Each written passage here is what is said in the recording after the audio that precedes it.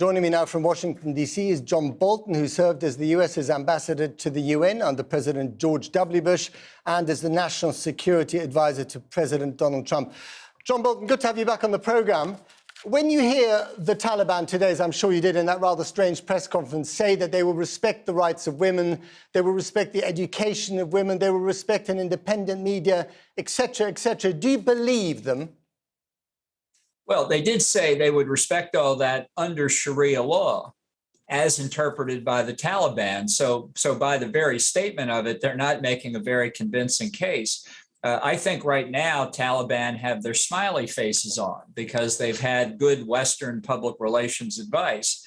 And, you know, they won't get back to slitting throats until everybody's out of Hamid Karzai International Airport.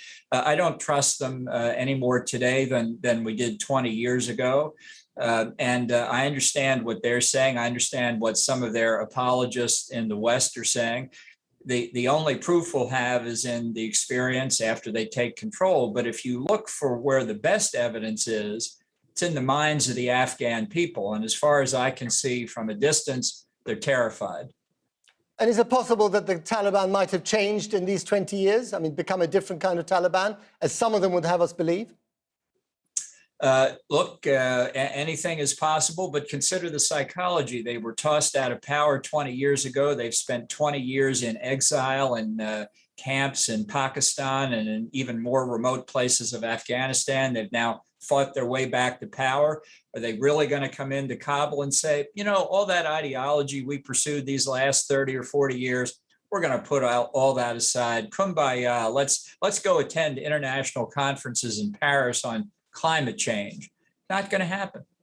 And do you think they've learned their lesson when it comes to harboring, you know, international terrorist organizations, which is the reason why they got toppled in the first place? I don't think there's any reason to believe that. These people are pursuing a very strict ideology.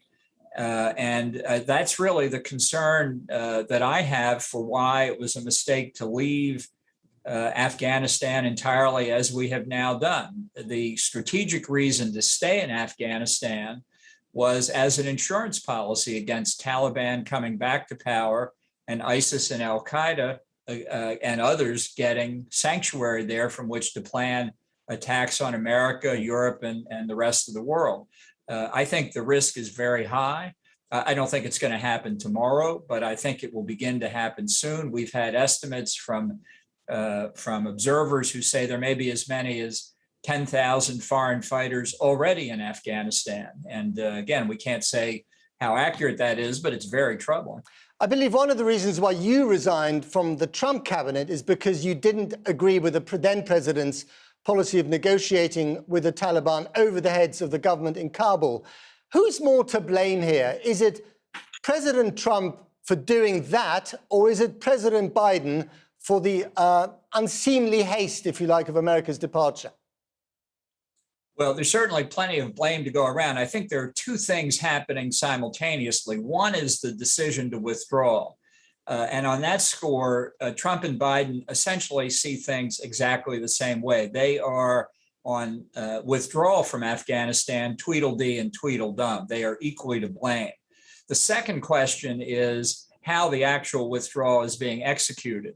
And that, I have to say, is on Biden. This has been a debacle.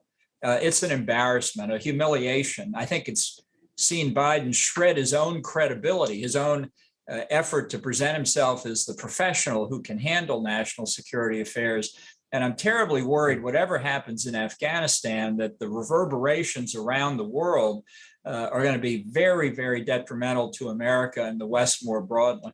You're an old Washington hand. You know, you've served in government in and out. Why couldn't you persuade Donald Trump to adopt a different course when it came to the Taliban?